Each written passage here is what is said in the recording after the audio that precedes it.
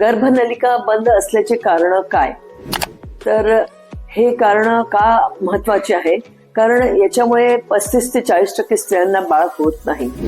तर गर्भनलिका बंद असल्याची कारण म्हणजे सगळं प्रथम म्हणजे लहानपणीच उपजतच नलिका बंद असणे, एक तर गर्भपिशवीपाशी, किंवा दुसरी गोष्ट म्हणजे काही इन्फेक्शन किंवा संसर्गजन्य जंतू गेल्यामुळे गर्भनलिका बंद होणे, किंवा काही ऑपरेशन झाल्यामुळे नलिकेचं किंवा अंडकोशाचं त्याच्यामुळे गर्भनलिका बंद होणे, किंवा काही जाळ्या तयार होणे, किंवा टीबी किंवा एंडोमेट्रियोसिस सारखे आजार त्याच्यामध्ये पण गर्भनलिका वरून सुजून जातात, किंवा टीबीमुळे बरेचदा गर्भपिशवीच्या नळ्यांमध्ये पाणी भरून जाते, ज्याला हायड्रोसॅल्पिन म्हणतात, आणि त्याच्यामुळे अंडकोशासोबतच नळ्यांवरील सूज येते. नळ्या जे शेवटचा भाग आहे नळ्यांचा, ज्याला फिम्ब्रियल एंड म्हणतात, त्या नळ्या बंद होऊन जातात.